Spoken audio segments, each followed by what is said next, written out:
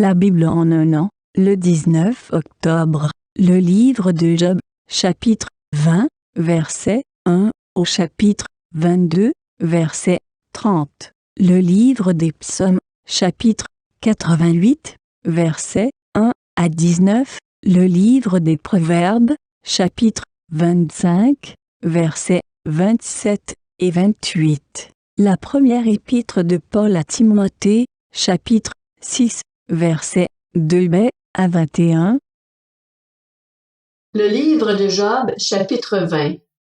Tsophar de Naama prit la parole et dit: Mes pensées me forcent à répondre, je bouillonne d'impatience. J'ai entendu des reproches que je considère comme un affront. Mon intelligence inspirera ma réplique. Ne sais-tu pas que depuis toujours, depuis que l'homme a été placé sur la terre, le triomphe des méchants a été de courte durée et la joie de l'impie momentanée?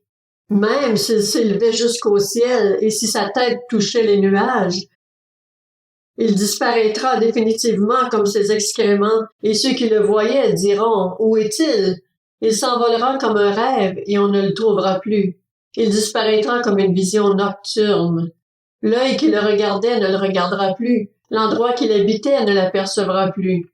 Ses fils devront solliciter la pitié des pauvres, et ses mains restitueront ce qu'il a acquis par la force. La vigueur de la jeunesse qui remplissait ses membres se couchera avec lui dans la poussière. Le mal était doux à sa bouche. Il le cachait sous sa langue. Il le savourait sans l'abandonner.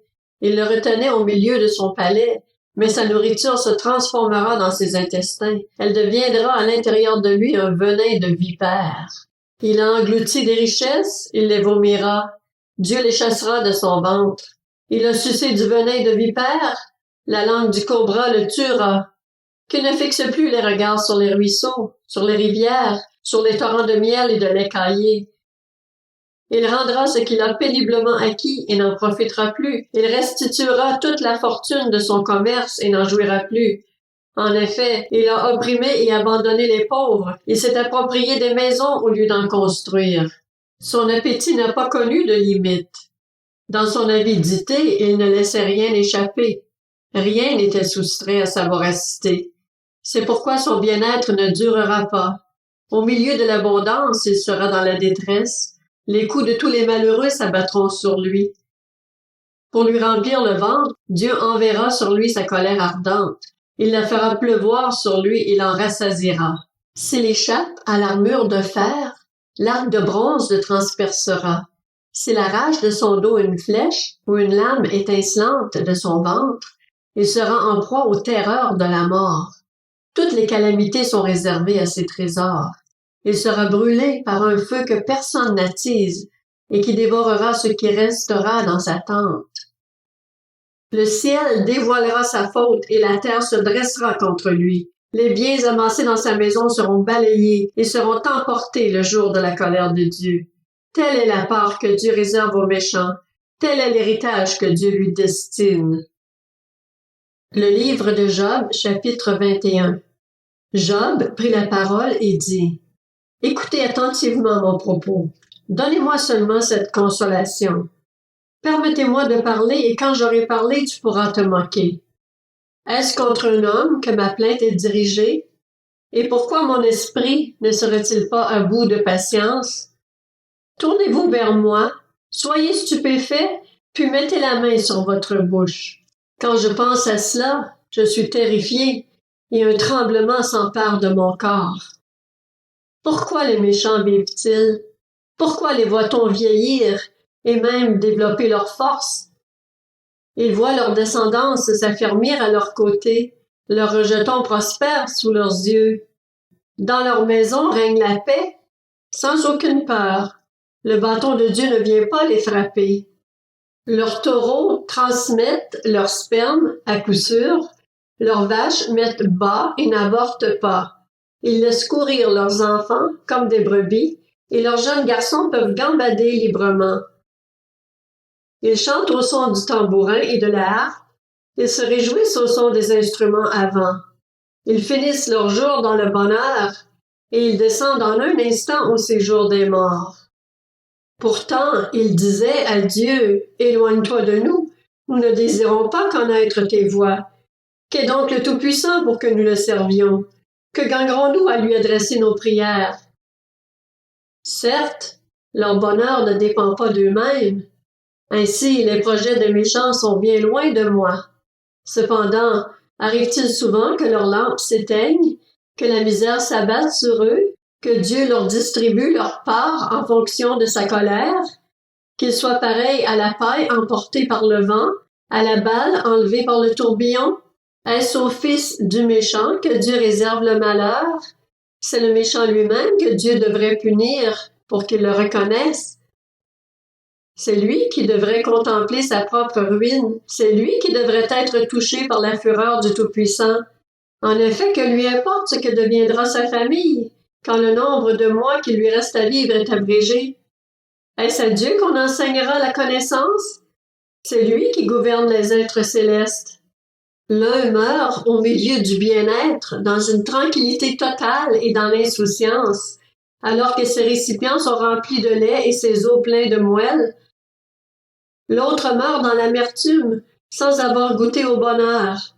Tous les deux se couchent dans la poussière et ce sont les vers qui les recouvrent. Je sais bien quelles sont vos réflexions et les pensées violentes qui vous animent vis-à-vis de moi.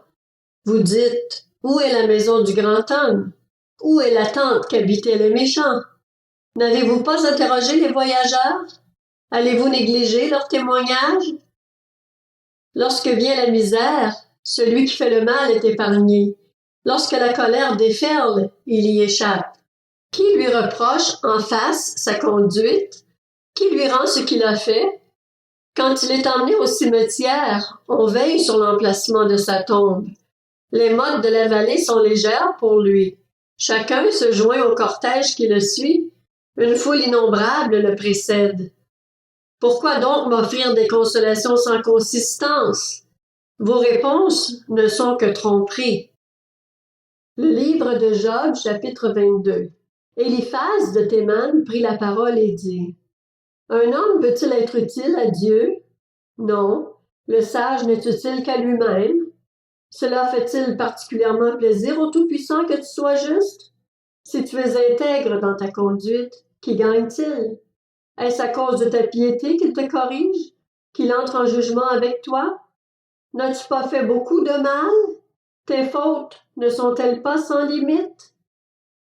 En effet, sans raison, tu réclamais des gages à tes frères. Tu privais de leurs habits ceux qui étaient presque nus. Tu ne donnais pas d'eau à l'homme épuisé, tu refusais du pain à l'homme affamé. La terre appartenait aux plus forts et c'était le favoritisme qui permettait de s'y installer. Tu renvoyais les veuves les mains vides, les bras des orphelins étaient brisés. Voilà pourquoi tu es entouré de pièges et la terreur s'est tout à coup emparée de toi. Ne vois-tu donc pas ces ténèbres, ce débordement d'eau qui te recouvre? Dieu n'est-il pas aussi élevé que le ciel? Regarde les plus éloignées des étoiles, comme elles sont hautes. Et tu dis, qu'est-ce que Dieu sait? Peut-il juger à travers l'obscurité? Les nuages l'enveloppent et il ne voit rien quand il parcourt la voûte céleste. Voudrais-tu prendre l'ancienne route, celle qu'ont suivi les hommes adonnés au mal? Ils ont été emportés plus tôt que la normale. Un fleuve a balayé leur fondation.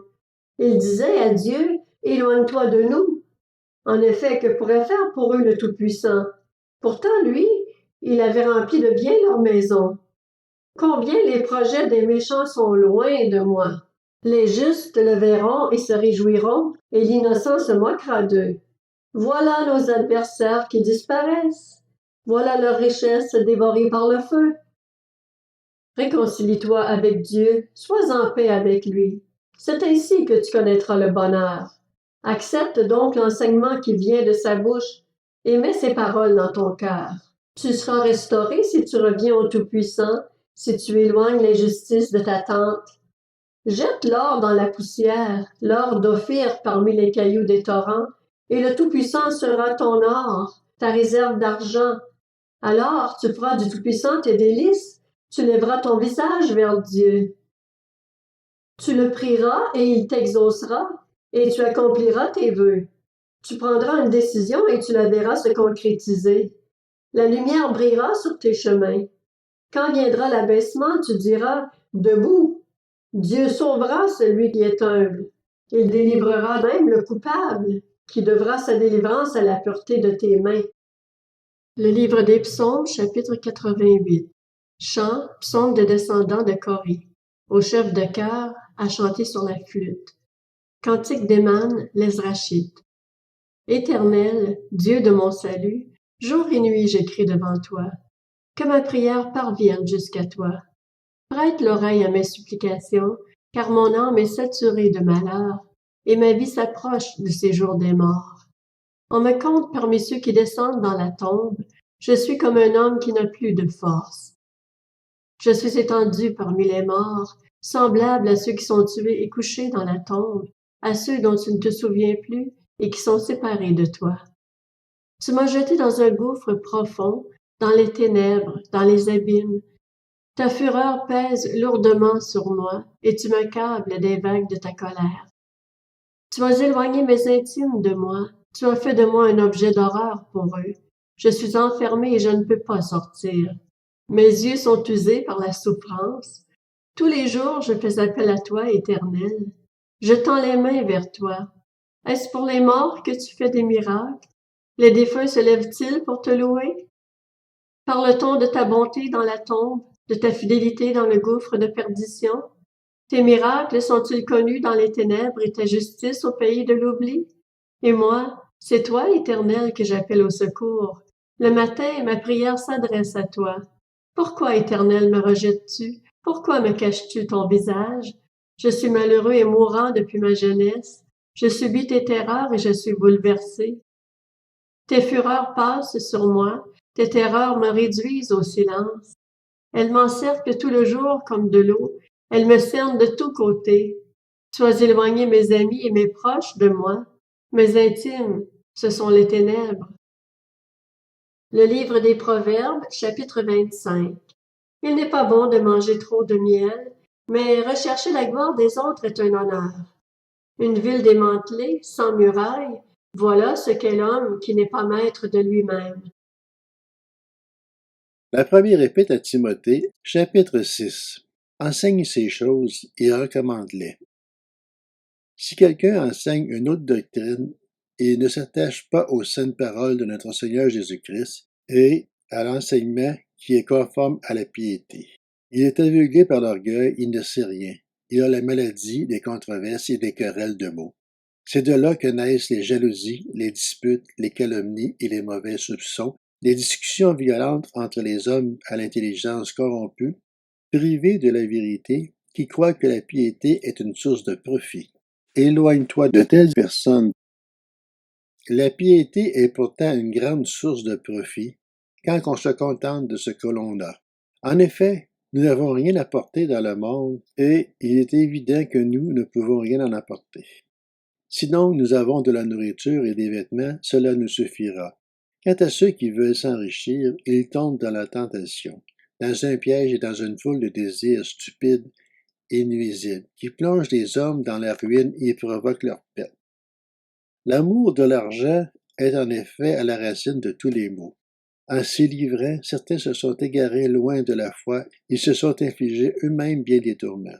Quant à toi, homme de Dieu, fuis ces choses et recherche la justice, la piété, la foi, l'amour, la persévérance et la douceur. Combat le bon combat de la foi, saisis la vie éternelle. C'est à elle que tu as été appelé, et c'est pour elle que tu as fait une belle profession de foi en présence d'un grand nombre de témoins. Devant Dieu qui donne vie à toutes choses, et devant Jésus-Christ, qui a rendu témoignage par sa belle déclaration face à Ponce Pilate, je t'ordonne de garder le commandement reçu en vivant sans tache et sans reproche jusqu'à l'apparition de notre Seigneur Jésus-Christ. Cette apparition, le bienheureux et seul souverain, le roi des rois et le Seigneur des seigneurs, la révélera au moment voulu. Il est le seul à posséder l'immortalité, lui qui habite une lumière inaccessible et qu'aucun homme n'a vue ni ne peut voir. À lui soit l'honneur et la puissance éternelle. Amen. Aux riches de ce monde, ordonne de ne pas être orgueilleux et de ne pas mettre leur espérance dans des richesses incertaines, mais dans le Dieu vivant, qui nous donne tout avec abondance pour que nous en jouissions.